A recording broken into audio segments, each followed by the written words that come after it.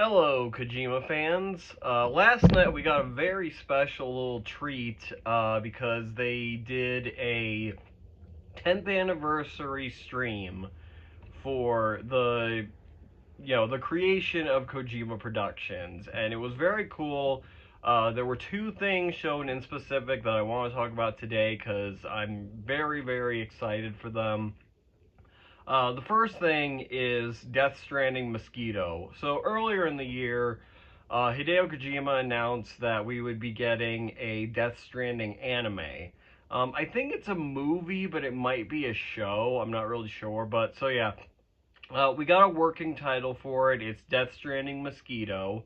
Probably not the final. Probably not the final name, and I'm honestly not even really sure what the title means. I haven't really looked that deeply into it yet, but we also got a teaser trailer for it, and it looked badass. It looked so cool. The animation's great. They do a really good job at capturing the unique aesthetic of Death Stranding, which is hard to do because the games go so hard on photorealism. That's a big part of the aesthetic. But yeah, it still looks great, and the villain looks really cool. I'm really excited to see what his deal is. I love his weird organic fish mask thing. It looks pretty crazy.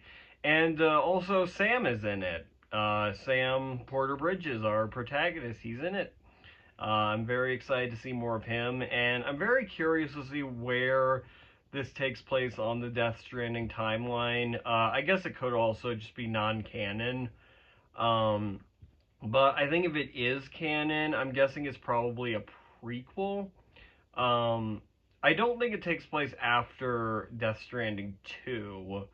Although I guess it could, and it definitely doesn't take place in between Death Stranding 1 and 2 because we know that during that time Sam was in hiding with Lou. And so I think it's before Death Stranding 1 because he doesn't have Lou with him at all. So it would be really cool to see an earlier timeline for Sam for sure. And so yeah, I don't really have many more thoughts on that right now. I just think it looks really cool, and I can't wait to see more of it. Can't wait to watch it when it comes out. And then we got something that's even more interesting to me, which is Overdose, the next big game from Kojima Productions and Hideo Kojima, and it looks incredible. Graphically speaking, of course, it looks amazing.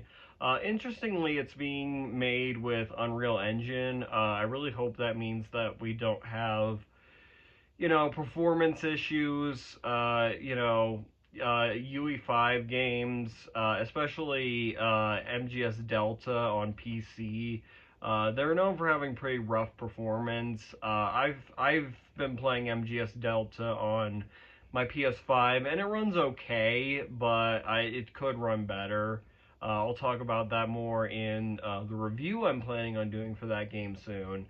But anyway, let's get back to Overdose. I think the most interesting thing in this trailer is the part where we hear a baby screaming because it's the exact same screaming sounds from PT. I would know because I actually recently replayed PT all the way through, and yeah, that's definitely the exact screams. And it's in looks like this scene is in a little apartment, which is also very reminiscent of PT. There's just all kinds of PT uh, stuff in this. It really evokes a lot of the same emotions that you get when you play PT. And of course, we're all still very sad that Silent Hills never happened, but it looks like this is going to be, I think just as good, if not better, than what we were going to get for Silent Hills. And I can't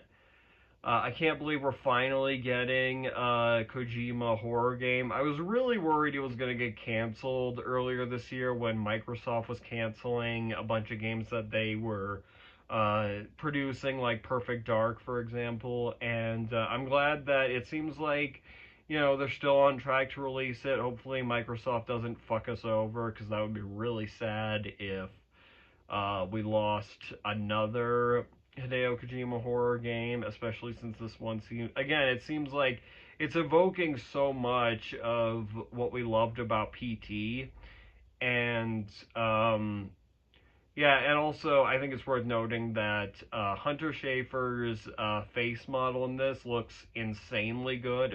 It's probably the most realistic face model I've ever seen in a video game. And I think, just like with previous games, they're really going to be pushing graphical boundaries. I'm a little bummed that they're not using the Decima engine to make it, because I think that's like the best game engine ever. I mean, it's amazing how with both the Horizon series and the Death Stranding series, we get games that look so good but also run so well even on consoles. And yeah, it's a little disappointing that they're not using it. I hope they use it for Sigint, which will be the game after Overdose. And yeah, I don't have any more like deep thoughts about these two things. I might make more videos on them in the future. In fact, I think I definitely will, especially as we get more footage. We'll have more to dissect about them.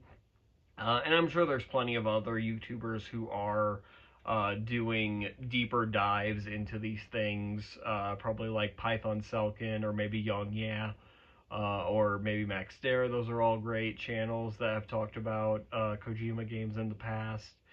But yeah, this was just kind of my off the cuff reactions to both of those things. I'm very excited for both of them. And my next video, I think, will be a review of Metal Gear Solid Delta. So look forward to that. And then after that, I'm going to be doing my long overdue review for my new favorite game of all time, Death Stranding 2. So look forward to that.